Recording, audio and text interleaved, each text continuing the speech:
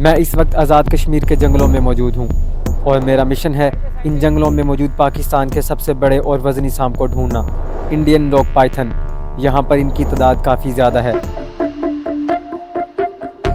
इसको अजगर इसलिए कहा जाता है। यहाँ पे इन बड़े सांपों के बारे में बहुत सारी गलत कहानियाँ पाई जाती हैं, जिन पे यकीन रखते हुए मुकामी लोग अक्सर इन सांपों को मार देते हैं। पिछड़ो। यहाँ पे 100 स्केल वाइपर है, 100 स्केल वाइपर। वहाँ से। लेकिन मुकामी लोगों की मदद के बगैर इस सांप को ढूंढना आसान नहीं।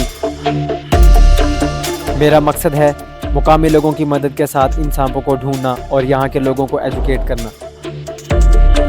तो अब आप समझ गए होंगे कि अगर हमें बिच्छू से बचना है तो इसके सिर्फ वेनम बल्ब स्टिंग से। इस सफ़र में हमारे साथ मुकामी लोगों के साथ साथ मौजूद हैं इस इलाके के बेहतरीन शिकारी। इन जंगलों में इंडियन रॉक पाइथन को किस तरह से ढूंढा जा सकता है, इनसे बेहतर कोई नहीं जानता।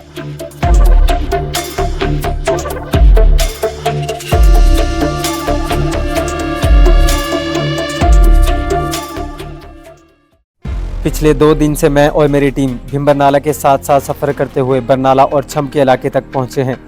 यही वो इलाके हैं जहां पे पाकिस्तान में सबसे ज़्यादा पाइथन रिकॉर्ड होते हैं।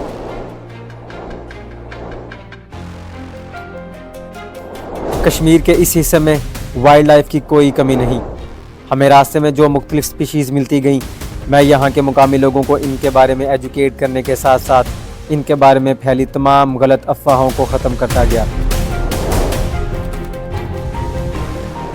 मेरे इस मिशन का मकसद इंडियन रॉक पाइथन को ढूंढना है, जिसके लिए मैं इतनी दूर से सफ़र करके यहाँ पहुँचा हूँ।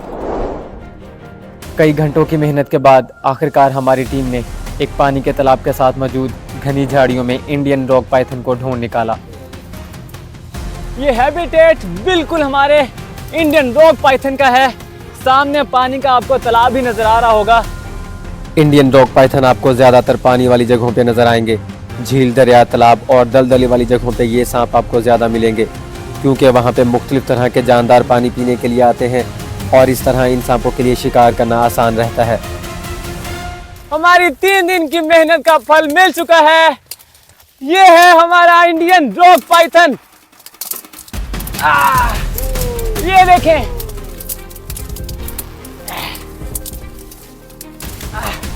ये रहा। एक मिनट इसको बाहर निकालते हैं। 1 मिनट, इसको बाहर निकालते हैं।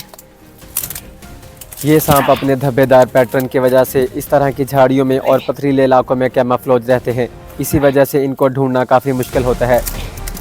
इनको बाहर निकालना।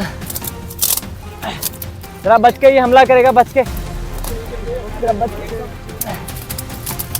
इनके मसल्स में इतनी ताकत होती है कि इस तरह की झाड़ियों से इनको बाहर निकालना बहुत मुश्किल होता है।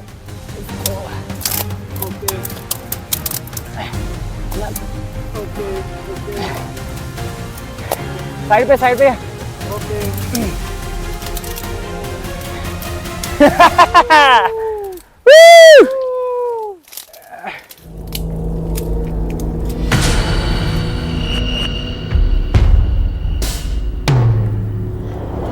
आमतौर पे इंडियन रॉक पाइथन वाइल्ड में बहुत गुस्से वाले सांप रहते हैं। 1 से 2 मीटर तक अपनी बॉडी को आगे लेके जाके आपको बहुत आसानी के साथ काट सकते हैं। मैं हैरान हूँ कि इस सांप ने मुझे अभी तक काटा क्यों नहीं। तो ये है इंडियन रॉक पाइथन।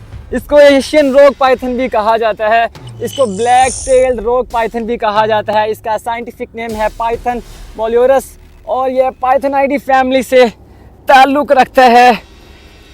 इसको एशियन रॉक पाइथन इसलिए कहा जाता है क्योंकि ये एशिया की ज़्यादातर कंट्रीज़ में पाया जाता है। आप इसको नॉर्मली पाकिस्तान में, बांग्लादेश में और इंडिया में देख सकते हैं।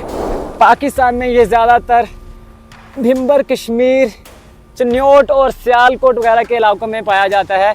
सबसे ज़्यादा इसकी तादाद जो है वो आपको भिम्बर, गुजरात में मिलेगी और इसको ब्लैक टेल रॉक पाइथन इसलिए कहा जाता है।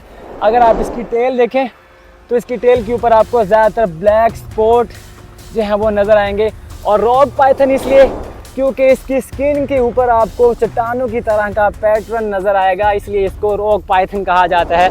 ये अपनी मैक्सिमम लेंथ में नहीं है, अभी ये तकरीबन, आप पकड़े यहाँ से, आप इसको यहाँ से पकड़े, इसकी टेल पकड़े ज़रा। 7.5 से 8 फीट के करीब है और ये अपनी मैक्सिमम लेंथ में नहीं है, ये ज़्यादा से ज़्यादा 18 फीट तक जा सकता है। इंडिया में इसको मैक्सिमम 15 फीट की लंबाई में पकड़ा गया है। आप इसकी ज़रा हिसलिंग सुने। ये एक मेल पाइथन है। निशानी ये है कि मेल के सर का कलर जर्दे रंग का जो होता है, ये हल्का जर्दी माइल रंग का होता है और इसकी बाकी पैटर्न, जिस्म के ऊपर का जो पैटर्न है ये हल्के रंग का होता है। मेल फीमेल के साइज़ की निस्बत छोटा होता है, जबकि फीमेल साइज़ में लंबी होती है और उसका कलर पैटर्न जो है वो डार्क शेड में रहता है। उसके सर का कलर भी, पिंक कलर भी डार्क पिंक में होता है। ये देखें, ये अपने शिकार को, इसको अजगर इसलिए कहा जाता है क्योंकि इन सांपों में जहर नहीं होता। ये सांप अपने शिकार को जकड़ के मारते हैं। आप देख सकते हैं कि ये सांप अभी तक अपनी मुकम्मल लेंथ में नहीं है। इसके बावजूद भी इसने मुझे इस कदर ज़ोर से जकड़ रखा है कि मेरी सांस बंद हो रही है। बहुत मजबूत है।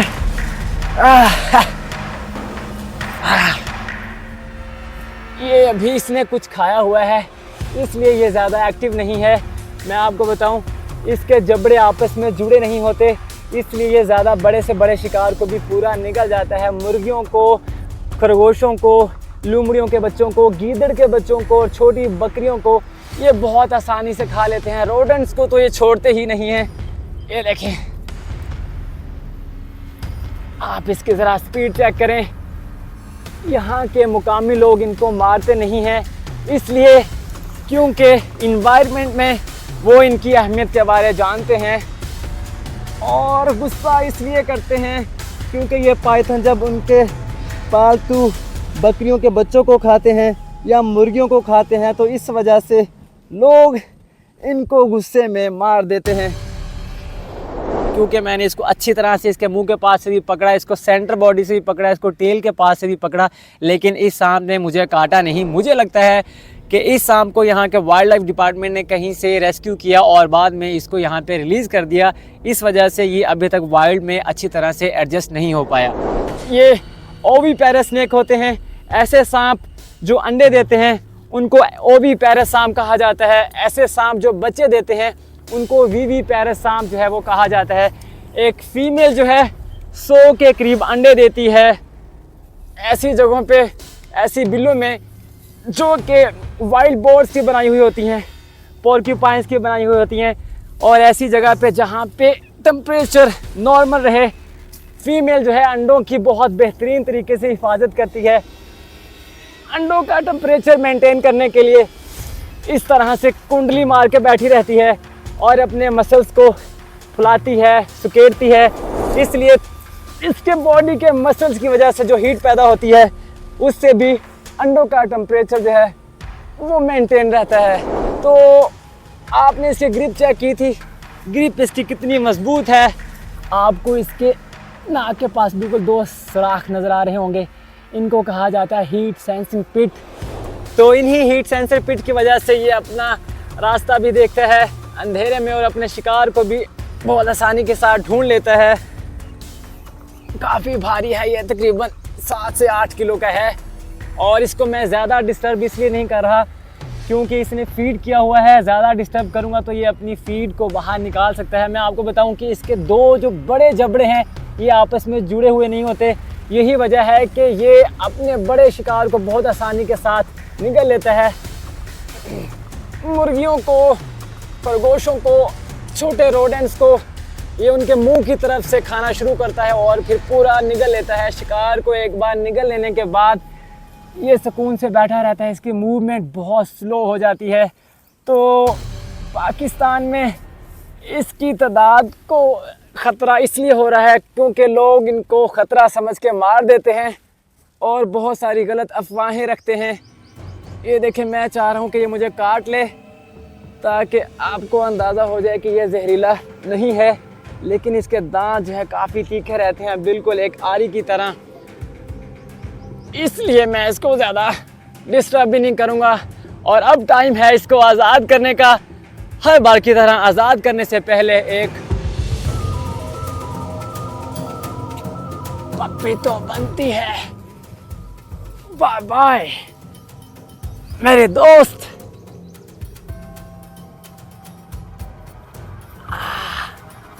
वो क्या, मैं आपको बताऊं कि जहाँ पे जंगलों में भिंबर में इस तरह का पानी होगा वहाँ पे आपको पाइथन मिलने के ज़्यादा चांसेस रहते हैं, क्योंकि रात के वक्त रोडेंट्स और दूसरे एनिमल्स पानी पीने के लिए आते हैं और ये सांप जो है उनको पकड़ लेता है। तो वो अपने हैबिटेट में जा चुका है और इस तरह से हमारी एक्सपीडिशन जो है कामयाबी के साथ ख़त्म हुई। मैं अपनी पूरी टीम का तहे दिल से शुक्रिया अदा करता हूँ कि उन्होंने इस सांप को ढूंढने में मदद की और हम इस सांप के ऊपर अच्छा टाइम जो है वो स्पेंड कर पाए और इसके बारे में हमने आप सभी के साथ इंफॉर्मेशन शेयर की। तो मिलते हैं किसी और जगह पे किसी और एनिमल रेप्टाइल्स के साथ। बने रहेगा हमारे साथ और देखते रहेगा वाइल्ड रश।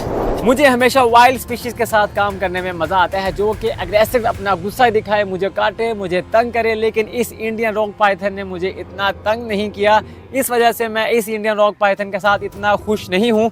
लिहाजा आपके साथ मैंने इसकी इन्फॉर्मेशन शेयर कर दी है। लेकिन आज़ाद कश्मीर के इस हिस्से में वाइल्ड लाइफ बहुत ज़्यादा है। यहाँ पे अभी पेंगोलिन को ढूंढना बाकी है और मुझे चाहिए एक अच्छा खासा एग्रेसिव गुस्से वाला इंडियन रॉक पाइथन। तो जब तक एक अच्छे खासे गुस्से वाला इंडियन रॉक पाइथन मुझे मिल नहीं जाता, मेरी ये एक्सपीडिशन जारी रहेगी। तो कश्मीर के इस हिस्से में वाइल्ड लाइफ को एक्सप्लोर करना अभी बाकी है।